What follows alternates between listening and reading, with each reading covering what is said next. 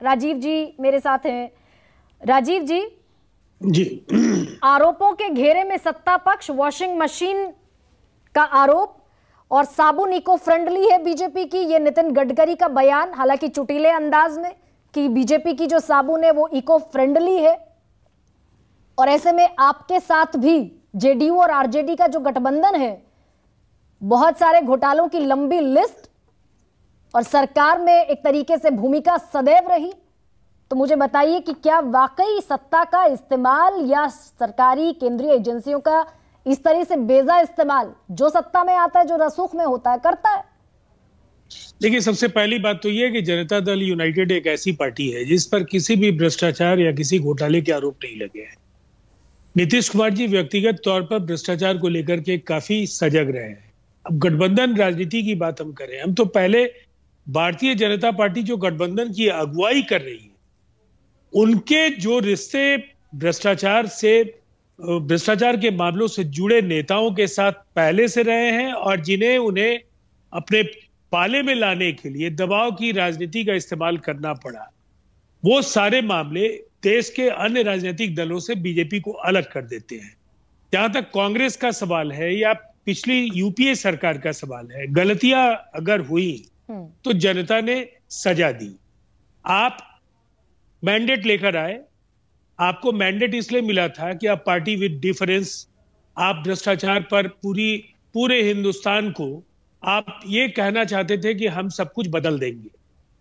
और जो हालात बिगड़े, जितने नाम आपने बताए हैं, मैं उनको दोहराने में वक्त नहीं गंवाऊंगा, लेकिन जिन नेताओं के खिलाफ बाजाप्ता पार्टी पार्लियामेंट्री पार्टी की मीटिंग करती हो, उन्होंने जमीनी आंदोलन हिमंता बिस्वा शर्मा के खिलाफ चलाया और उसके बाद हिमंता बिस्वा शर्मा इनकी पार्टी में केवल आए नहीं, अनेक राज्यों के भ्रष्ट नेताओं या बागी नेताओं का अभयारण्य उनका इलाका बना और उन्होंने बाजाप्ता संरक्षण दिया। तो इसके अलावा कई ऐसे लोग हैं, कभी ईडी के दफ्तर में या सीबीआई में पेशी में अगर कोई नेता गया होता जो पाला बदलने के पहले, जिस पर भ्रष्टाचार के गंभीर आरोप लगते थे, तो यह माना जाता कि आने के बाद भी खाना पूरी ही सही, लेकिन ये मामले कहीं ना कहीं चल रहे हैं। लेकिन ये तो पूरी तरह से डब्बा बंद हो जाता है, पूरी तरीके से डब्बा बंद। ठीक है राजीव, पूरी तरह से डब्बा बंद, पूरी तरीके से डब्बा बंद। अजय, क्या मुझे बता पाएंगे कि हिमंता बिस्वा शर्मा, नारायण राणे और भी फहरिस्त आप भी जानते हैं और मैं भी जानती हूँ, इनके खिलाफ कहां मुकदमा चल रहा है और किस तरीके की प्रोसीडिंग्स हो रही हैं? अजीत पवार, छगन भुजबल, ये तो हाल ही में आपके साथी बने, इंश्योर कर पाएंगे क्या आप? गरिमा जी आपकी 45 मिनट की डिबेट हो गई है और 45 मिनट की डिबेट में 5 आदमी मुझसे सवाल पूछ रहे हैं और शिंदे साहब से, हेगड़े साहब से, और 7 मिनट का आप लोगों ने समय दिया हम दोनों को मिला के जवाब देने के लिए। तो कितनी समानता है आपके पैनल में। खैर, उसका बुरा नहीं, 7 मिनट भी काफी है। यहाँ भी आंकड़ों का गड़बड़ झाला मत कीजिए। 39 मिनट का ही खेल है ना, आंकड़ों का खेल है, घड़ी देख के बोल रहा हूँ। आप चेक कर लीजिएगा अपने आर्काइव में। सुनिए एक सेकंड, नहीं चेक कर लीजिएगा। तो नैरेटिव क्या बनेगा, एक मिनट, नैरेटिव क्या बनेगा वो इंपॉर्टेंट नहीं है। 41-42 मिनट की डिबेट में शुरुआती 17 से 18 मिनट मैंने आपको दिए, 17 से 18 मिनट। 7 मिनट और समय देती हूँ अगर आप मुझे ये बता पाए। मेरा टाइम चेक कर लीजिएगा। एक मिनट, इस वेब की बहस में 1 मिनट और बर्बाद नहीं करना है। आप टाइम चेक कर लीजिएगा मैंने कितनी देर बोला है। ठीक है, अब मैं ये आता हूं, शुरुआत करते हैं। शुरुआत करता हूं। राजीव जी ने अभी बहुत सारी बातें बोली। हाँ, राजीव जी ने बहुत सारी बातें बोली। मैं कहूंगा प्रभु आप तो महान हैं। भगवान राम ने बाली का साथ दिया क्योंकि बाली ने सुग्रीव की पत्नी का हरण कर लिया और अत्याचार कर रहा था, और भगवान राम ने मिलकर सुग्रीव के साथ बाली का वध किया, सुग्रीव को राजा बनाया। अगर भगवान राम को पहले पता चल जाता कि सुग्रीव भी बाली के रूप में हो जाएंगे तो भगवान राम कभी ऐसा नहीं करते। तो आपका तो हालत वो है और आप हमें भ्रष्टाचार सिखा रहे हैं। भ्रष्टाचार की गोदी में बैठ के, लालू यादव की गोदी में बैठ के भ्रष्टाचार पे ज्ञान नहीं, प्रवचन देने का ये दिन नहीं है। नो कहने वाले सवालों का जवाब दीजिए।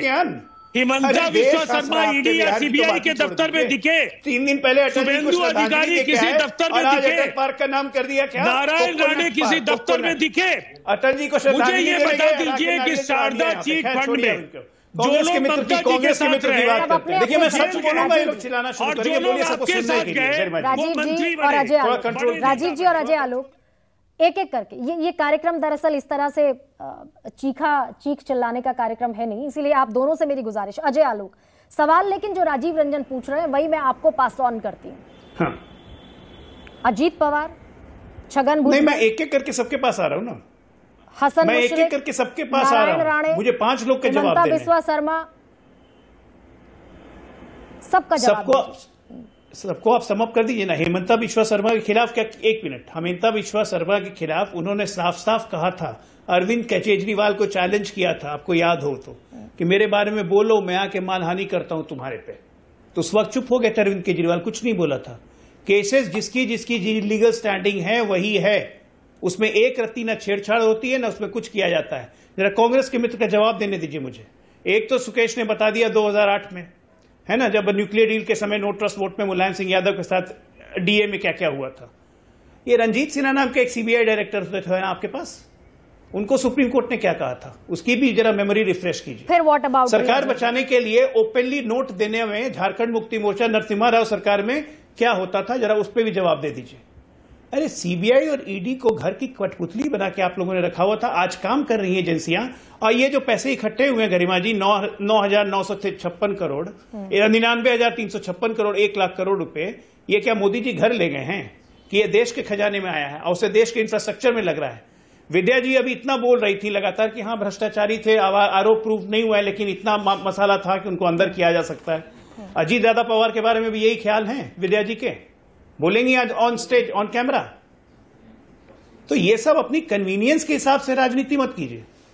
अगर आपने गलत नहीं किया तो आपको डर कैसा? आज हमारे सबसे प्रखर शत्रु है नीतीश कुमार, मुझे कहने में कोई गुरेज नहीं है, क्यों नहीं सीबीआई और ईडी उनके पास रेड कर देती है?